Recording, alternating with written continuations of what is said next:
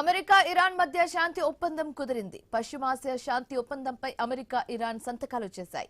ఈ డీల్ ఇరు దేశాల ఉద్రిక్తతలను తెరదించింది. ఎంఓయూపై అమెరికా ప్రెసిడెంట్ డొనాల్డ్ ట్రంప్ సంతకం చేశారు. అవగాహన ఒప్పందంపై సంతకం చేసినట్లుగా ట్రంప్ వెల్లడించారు.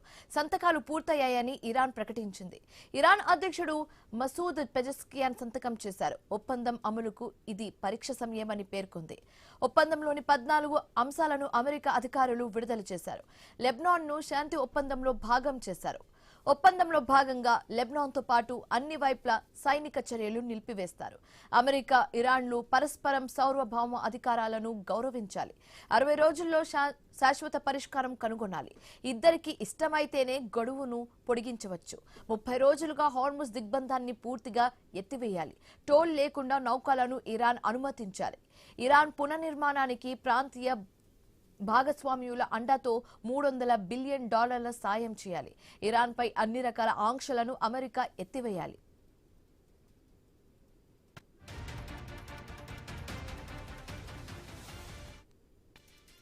ఇరాన్ అణ్వాయుధాలను తయారు చేయకూడదు. శుద్ధి చేసిన యురేనియాన్ని 2 దేశాలు కలిసి ధ్వంసం చేయాలి. అణు కార్యక్రమం విషయంలో స్టేటస్ కో మెయింటైన్ చేయాలి. ఆంక్షలను ఎత్తివేసే వరకు ఇరాన్ ఆయిల్ను స్వేచ్ఛగా వినియోగించుకోవడానికి, విక్రయించుకోవడానికి అనుమతించాలి. ఎంఓయూ కాలంలో స్తంభింపజేసిన నిధులను ఇరాన్ పూర్తిగా వాడుకునేందుకు అనుమతించాలి. ఎంఓయూ అమలు చేయడానికి ప్రత్యేక యంత్రాంగాన్ని ఏర్పాటు చేసుకోవాలి. ఎంఓయూ కాలంలో తుది ఒప్పందంపై చర్చలు జరగాలి. ఐక్యరాజ్యసమితి భద్రతా మండలి తీర్మానానికి తుది ఒప్పందం కట్టుబడి ఉండాలి. ఈ అంశాలను డీల్లో పొందుపర్చారు. మరోవైపు ఇరాన్తో కుదిరిన ఒప్పందం ఫైనల్ కాదని, ఆ దేశం సరిగ్గా ప్రవర్తించకపోతే మళ్లీ బాంబులేస్తామని అమెరికా అధ్యక్షుడు డొనాల్డ్ ట్రంప్ హెచ్చరించడం జరిగింది. ఇది ఫైనల్ కాదు, అవగాహన ఒప్పందం మాత్రమేనని స్పష్టం చేశారు. అది తనకు నచ్చకపోతే లేదా ఇరాన్ సరిగ్గా ప్రవర్తించకపోతే మళ్లీ బాంబులతో దాడులు చేస్తామని వార్నింగ్ ఇచ్చారు. వారు 47 ఏళ్లుగా అనుచితంగా ప్రవర్తిస్తున్నారని స్పష్టం చేశారు. ఒప్పందం ప్రకారం ఇరాన్ ఎప్పటికీ అణుబాంబును సమకూర్చుకోలేదని తేల్చి చెప్పారు.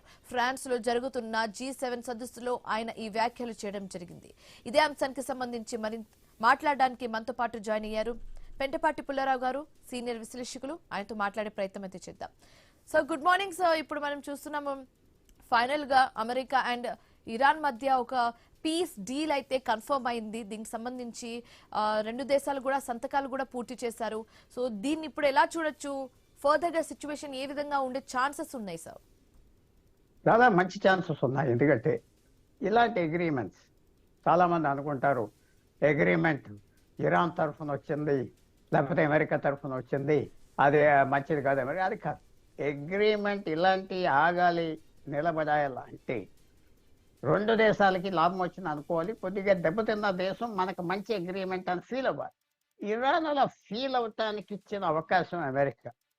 ఇది థియరీ ఏమిటంటే ప్రాక్టీస్ కూడా 100 సంవత్సరాలు బట్టి 2 దేశాలు 2 విరోధీలు దెబ్బలాడినప్పుడు అగ్రిమెంట్కి వచ్చినప్పుడు తప్పకుండా ఇద్దరికి లాభం ఉన్నట్టుగా అగ్రిమెంట్ రాకపోతే అగ్రిమెంట్ చలామణి అవ్వదు.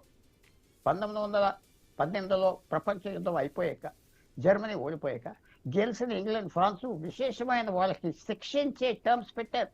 ఇది చేయాలి, మాకు ఇది చేయాలి, మాకు ఇంత డబ్బు ఇవ్వాలి, నువ్వు పేదరికం తీసుకొచ్చారు. కాబట్టి 15 సంవత్సరాల్లో జర్మనీ హిట్లర్ కింద యుద్ధం చేయటం మొదలుపెట్టారు.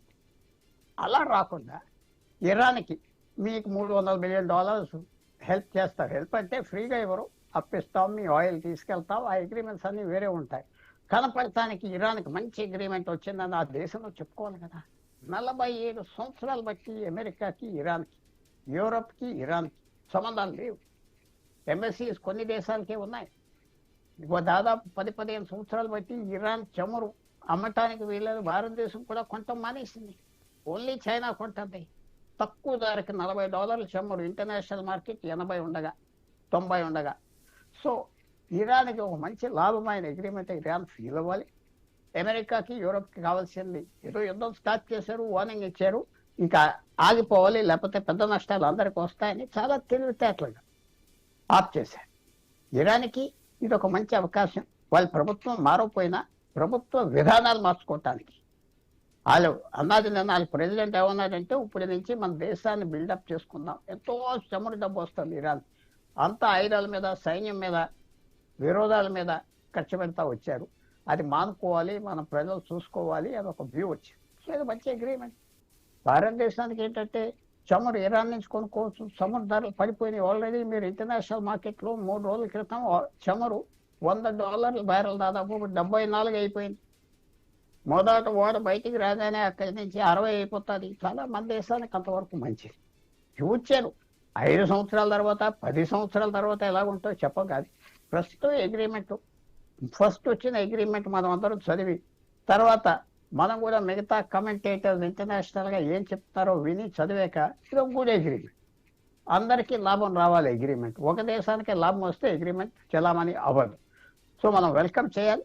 తర్వాత మీరు అడిగే 2 సంవత్సరాలు 3 సంవత్సరాలు 5 సంవత్సరాల తర్వాత చెప్పడం షార్ట్ టర్మ్ మంచిది.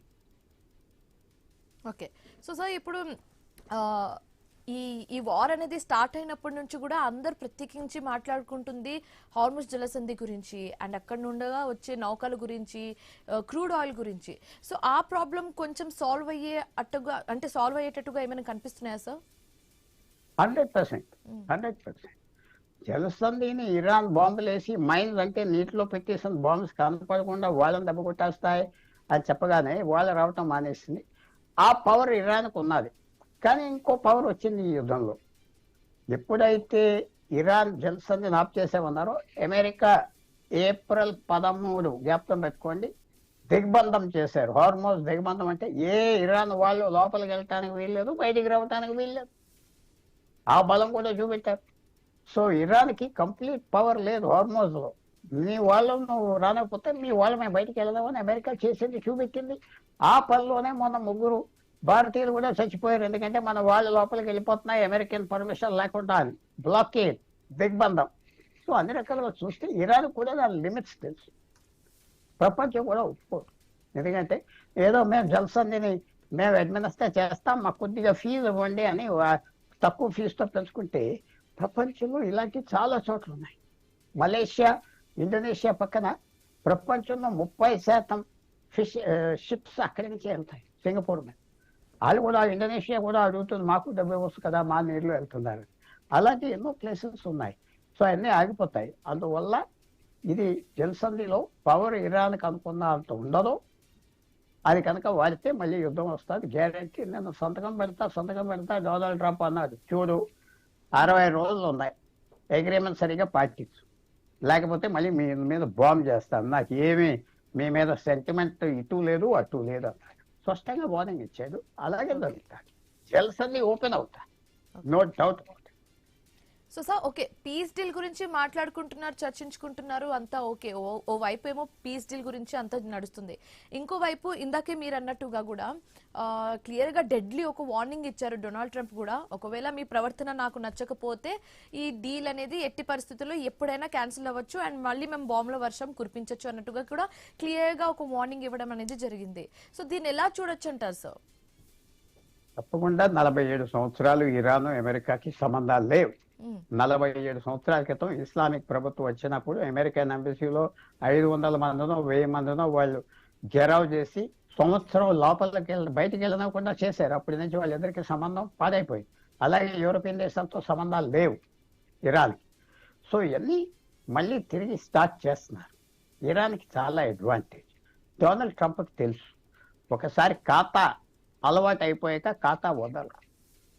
అది అందరికి తెలుసు. ఒక అలవాటు మళ్ళీ పడ్డాక అలవాటు మానుకోవటం కష్టం. హార్మోజ్ జలసంధి నుంచి ఆయిల్ వస్తుంది, ప్రపంచ ఎకానమీస్ మళ్ళీ చదువుకుంటాయి. ఒక 3 నెలలు టైం ఉంటే మళ్ళీ ఆయిల్ అంతా అన్ని చోట్లకి వెళ్ళిపోతుంది, ఫుల్ అయిపోతుంది. ఒక 6 నెలలు లేకపోయినా మళ్ళీ పర్వాలేదు. దీంతో పాటు డొనాల్డ్ ట్రంప్కి తెలిసింది ఏంటంటే ఇతర దేశాల నుంచి దూరంగా, హార్మోజ్ నుంచి దూరంగా ఉన్న వెనజువేలా, అలాగే సౌత్ అమెరికాలో చాలా దేశాలు, ఆఫ్రికాలో వాళ్ళందరూ ఆయిల్ ఇంక్రీజ్ చేయడానికి, ప్రొడక్షన్ ఇంక్రీజ్ చేయడానికి అన్ని దారిలో పెడుతున్నారు. 2-3 నెలలు అయ్యి అందుకుంటాయి. ముఖ్యంగా స్ట్రాటజీ ఏమిటంటే యూరోప్ది, అమెరికాది, జపాన్ది ఇక్కడ వీళ్ళ మీద ఆధారం తగ్గించేయాలి. ఒక 3 నెలలు 6 నెలల టైంలో హార్మోజ్ నుంచి ప్రపంచానికి 20% ఆయిల్ 30% ఆయిల్ వచ్చేది, అది 10% తగ్గించేయాలి. ఇక వాళ్ళ మార్కెట్ లేకుండా చేయాలి. ఆ వ్యూ మాత్రం వచ్చింది. సో ఇది చాలా లాంగ్ టర్మ్. ఇది స్నేహం, కానీ స్నేహం మీ మీద ఆధారపడతాం తగ్గిస్తాం. అది అసలైన ప్లాన్. మళ్ళీ మీ చేతిలోకి మేము వెళ్తాం, ఎలాగ వెళ్తాం, మళ్ళీ ఇలాగ ఏడిపిస్తాం, ఇంకో సోర్సెస్ చూసుకుంటామని ఆ ప్రయత్నాల్లో భారతదేశంతో సహా అందరూ ఉన్నారు. ఈ టైం వచ్చేది కొంచెం గాలి పీల్చుకోవటానికి 2 నెలలు 3 నెలలు 6 నెలలు వస్తే మళ్ళీ ప్రపంచం కొత్త వ్యవహారానికి అలవాటు పడిపోతారు. ఓకే. సో సార్, ఇప్పుడు ఈ ఒప్పందం అమలుకి సంబంధించి ఒక యంత్రాంగాన్ని కూడా ఏర్పాటు చేయాలన్నట్టుగా కూడా ఇరు దేశాలు మాట్లాడుకోవడం జరిగింది. సో ఒకవేళ ఈ యంత్రాంగం అనేది ఏర్పాటు చేస్తే ఎలాంటి అంశాలకు సంబంధించి they will take care of it? యంత్రాంగం దేనికంటే వీళ్ళు రోజు మాట్లాడుకోవాలి, రోజు తగువులు వస్తాయి. ఇరాన్ ఏదో చేస్తుంది, మిగతా దేశాలు ఇజ్రాయెల్ ఏదో చేస్తుంది. రోజు తగువ వస్తే ఒక మషినరీ కావాలి యంత్రాంగం అక్కడే తేల్చుకోవటానికి. ఇది వచ్చింది తగు సెటిల్ చేయడానికి ఇమ్మీడియట్గా చాలా అవసరం. ఎందుకంటే ఇది హాట్స్పాట్, ఇదేదో పీస్ వచ్చింది కాదు. ఇది రోజు గొడవలు జరుగుతాయి, మళ్ళీ బ్లోఅప్ అవ్వచ్చు. యంత్రాంగం ఉంటే అక్కడే సెటిల్ చేసేస్తారు ఆ దేశాల మధ్య. సో అది పెడతారు. ఏదో దేశం అమెరికా ఉంటుంది మెంబర్గా, అలాగే కొన్ని దేశాలు ఉంటాయి, వాళ్ళు రోజు కూర్చుంటారు, తగులు వస్తే సెటిల్ చేస్తారు. ఇరాన్ రిప్రజెంటేటివ్ ఉంటాడు. సో ఇది చాలా మంచి విషయం. యంత్రాంగం లేకపోతే తగు ఎవరు తీరుస్తారు? నిమిషానికి వచ్చే తగు మళ్ళీ అమెరికన్ గవర్నమెంట్ కాదు. సో యంత్రాంగం ఉండటం మంచిది. చిన్న తేడాలు కూడా చేస్తారు. అసలైన పాయింట్ ఏంటంటే, ఎన్ని మాటలు బయటకు చెప్పినా ఇరాన్కి ఇది ఒక దారి వచ్చేది. ఎందుకంటే అది ప్రభుత్వం మీద మళ్ళీ అటాక్ చేయరు అమెరికా. ఆ ప్రభుత్వం కంటిన్యూ అవుతుంది. వాళ్ళు చూసుకునేది అంతవరకు చూసుకుంటున్నారు. మనం మళ్ళీ బ్రతికేం బయటపడ్డాం. మనమే కంట్రోల్ చేస్తాం దేశాన్ని. మనం ఇష్టం వచ్చినట్టుగా పరిపాలించే 47 సంవత్సరాలు. బయట ఉన్న దేశాలతో ఒప్పందానికి వచ్చాం, లోపల ఉన్న జనానికి ఒప్పందం లేదు. పూర్వం ఎలాగ ఉంటారో అలాగే ఉంటారు. చాలా మందిని చంపేస్తారు, ప్రెస్ ఫ్రీడమ్ లేదు. అవన్నీ అందరికి తెలిసిన విషయాలే. బయటికి రోడ్డు మీద ఎవరు రాకూడదు, మాట్లాడకూడదు. అదే ఇరాన్కి అలా కంటిన్యూ అవుతారు. అది మాత్రం మార్పు రాలేదు. మార్పు ఎక్కడ వచ్చిందంటే, వాళ్ళకి బయట దేశాలతో తగు ఎందుకు, మనం మెల్లిగా వాళ్ళతో తగు లేకుండా చూసుకుంటే మన ఇంట్లో మన ఇష్టం కదా. ఆ అరేంజ్మెంట్ ఇరాన్కి వస్తుంది. ఫ్యూచర్ ఎలా ఉంటుంది? అన్ని పక్క అరబ్ దేశాలు అందరితో విరోధం పెట్టుకున్నది. మీ లెక్కలేదు, మన ముస్లిం దేశాలైనా వాళ్ళని చూపెట్టింది. అది కూడా ఫ్యూచర్లో చాలా దూరం వెళ్తాయి. ఆ 7-8 దేశాలు ఏదో స్నేహంగా ఉన్నప్పుడు బాయ్ అన్న లోపలికి వాళ్ళు తెలిసి మొత్తం అంశంలో కూడా మనం ప్రత్యేకించి మాట్లాడుకోవాల్సింది ఏదైనా ఉందంటే అది యురేనియం అని చెప్పొచ్చు సార్. ఈ పీస్ డీల్ ఇంత డ్రాగ్ అవ్వడానికి one of the main reasons కూడా అదని చెప్పొచ్చు. సో ఇప్పుడు ఈ యురేనియం విషయంలో అటు ఇరాన్ కావచ్చు, ఇటు అమెరికా కావచ్చు, కలిసి కూడా దాన్ని ధ్వంసం చేయాలన్నట్టుగా ఒప్పందంలో వన్ ఆఫ్ ది కండిషన్స్ అది. సో దీన్ని ఎలా చూడొచ్చు అంటారు? తప్పకుండా ఎగ్రీ అవుతుంది ఇరాన్. ఎందుకంటే నష్టం ఏమన్నది, అది పడేస్తారు, మళ్ళీ తయారు చేసుకోవచ్చు. అదేం పెద్ద విద్య కాదు. అది ఒక స్టీల్ బార్ చేసినలాగానే చేసేస్తారు. యంత్రాంగం ఉన్నది, వాళ్ళ దగ్గర డబ్బులు ఉంటాయి, సైన్స్. తర్వాత మనం అందరం అనుకునేది వాళ్ళు ఏదో పెద్ద సైంటిస్ట్ తెల్లబట్టలు వేసుకుని పనిచేస్తున్నారు అని మీరు ఎందుకు అనుకుంటున్నారు? వాళ్ళకి టెక్నాలజీ రష్యా అయినా ఇచ్చి ఉంటుంది, చైనా అయినా ఇచ్చి ఉంటుంది. అంత బుర్ర ఉన్నదా వాళ్ళకి? పాకిస్తాన్కి, వీళ్ళకి, నార్త్ కొరియాకి అంత సమస్యలు ఉన్నాయా? అంతమంది సైంటిస్ట్ ఉన్నారా? అదంతా ఒక ఫ్రాడ్ షో. చైనా సాయం చేసింది పాకిస్తాన్కి అణు ఆయుధాల కోసం. పాకిస్తాన్కి ఆమె ఒక రైల్వే కోచ్ తయారు చేయలేరు, అని ఒక కారు తయారు చేయలేరు, ఒక పంపు తయారు చేయలేరు. వాళ్ళకి వాళ్ళు ఇచ్చారు చైనా. ఇరాన్కి కూడా ఇస్తారు.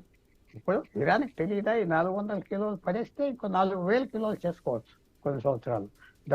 ఇందాక ఫస్ట్ లోనే ఏం చెప్పారు, పాకిస్తాన్ ఏమంటుంది, ఏదో రకంగా సాయం పెట్టే సంతకం పెట్టే ఇరాన్కి ఒత్తిడి తీసుకొచ్చింది. అది పోతాడు కదా, ట్రంప్ పోయాక ఎవరు చూస్తాడు? కాగితం విలువేంటి, ముందర మనం బయటపడిపోతాం, తర్వాత చూద్దాం.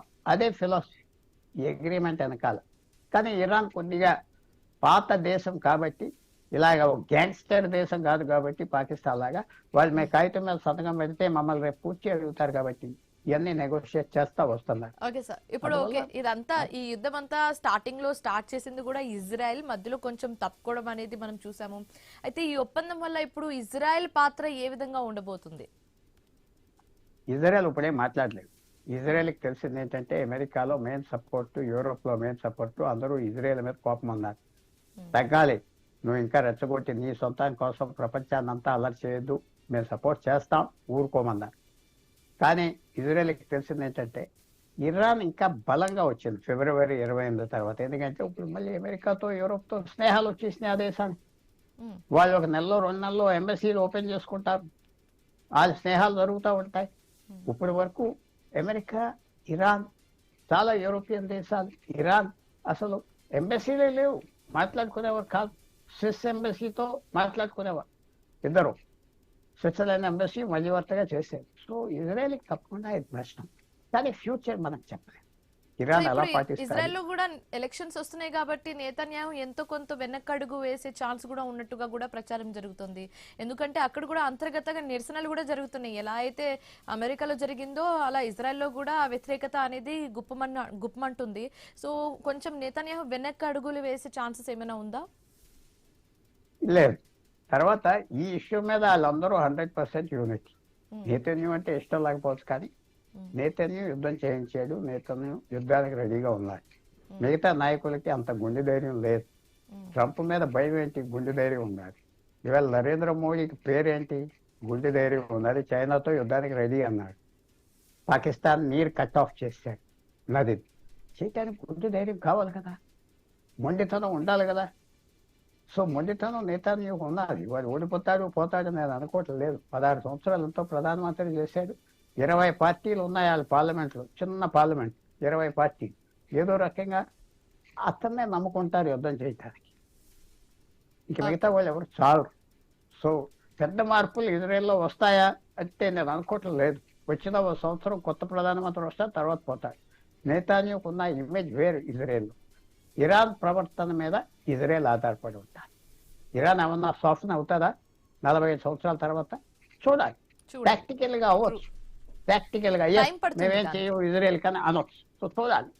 Okay, so thank you so much sir, join అయినందుకు, మీ ఒపీనియన్స్ ని మాతో షేర్ చేసుకున్నందుకు thank you so much sir.